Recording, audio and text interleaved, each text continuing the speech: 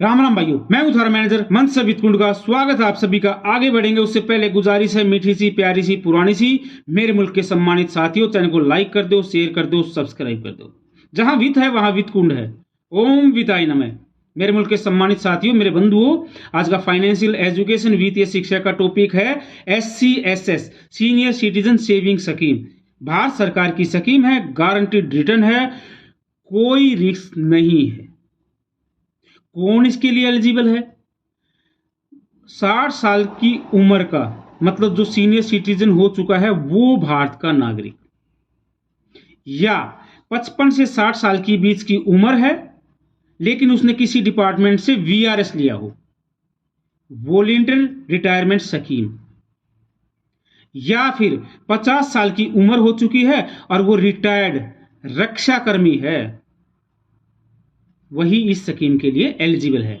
HUF Hindu undivided family और NRI इस scheme के तहत खाता नहीं खुलवा सकते, इस स्कीम में निवेश नहीं कर सकते।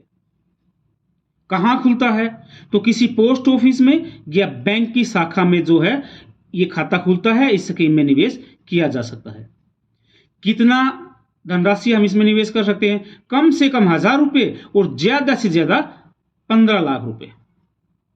और जो रिटायरमेंट वाले हैं उसको अगर इस स्कीम का फायदा लेना है, इस स्कीम में निवेश करना है, तो वो रिटायरमेंट के 1 महीने के अंदर इस स्कीम में निवेश कर देंगे। और मैक्सिमम जो निवेश है वो कितना कर सकते हैं? 15 लाख, या उनको जो रिटायरमेंट पे धनराशि मिलती है जो दोनों में से कम है। 80C के तहत आयकर छूट है 1.5 लाख रुपए के रिटर्न तक, मतलब 1.5 लाख रुपए तक का जो हमें ब्याज मिलता है उस पर। TDS कटता है 50,000 से ऊपर जो अमाउंट होता है उस पर। ठीक है दोस्तों, वैसे भारत में जो है डिपॉजिट पे TDS का रूल ये है कि सीनियर सिटीजन नहीं है तो 40,000 से ऊपर जो हम ब्याज मिलता है वो, और सीनियर सिटीजन है तो 50,000 से ऊपर जो हमें ब्याज मिलता है वो। ठीक है दोस्तों, तो यही इस पे है। तो TDS कटेगा 50,000 से ऊपर जो अमाउंट है उस पर। कितने साल के लिए हम इसमें निवेश कर सकते हैं? 5 साल तक के लिए। 5 साल जब पूरे हो जाएंगे तो 3 साल और हम एक्सटेंड कर सकते हैं। लेकिन जब 5 साल पूरे हो जाएंगे और हम एक्सटेंड चाहते हैं तो हम 1 साल के अंदर बैंक में अपना आवेदन देना होगा। ठीक है दोस्तों, 5 साल से पहले भी हम इसको प्री मैच्योर क्लोजर करवा सकते हैं, लेकिन निवेश से 2 साल के अंदर हम अगर प्री मैच्योर क्लोजर करवा रहे हैं तो जो हमें ब्याज मिलता है उस पर 1.5% की कटौती हो जाएगी। और 2 साल से 5 साल के बीच अगर हम प्री मैच्योर क्लोजर लेते हैं तो 1% का जो है ब्याज की कटौती हो जाएगी और उसके बाद हमें धनराशि मिलेगी। खुलवाने के लिए आपको किसी बैंक या पोस्ट ऑफिस की शाखा में जाना पड़ेगा। अगर आपका पहले से सेविंग अकाउंट है तो ठीक है, अदरवाइज आपको जो आवेदन पत्र के साथ आपका Aadhaar card, PAN card, mobile number भरकर जो है वहां पोस्ट ऑफिस या बैंक की शाखा में सबमिट करना होगा।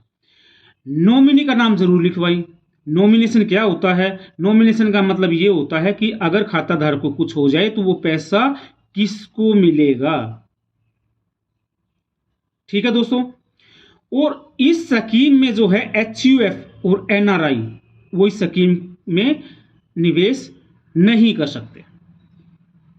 भारत सरकार की योजना है, गारंटीड रिटर्न है और 7.40 का वर्तमान में इसमें ब्याज दर है। हर तिमाही आधार पर ब्याज की समीक्षा की जाती है। सरकार इसका ब्याज बढ़ा भी देती है, घटा भी देती है। ठीक है दोस्तों, और तिमाही आधार पर ही हमारे खाते में ब्याज को क्रेडिट किया जाता है।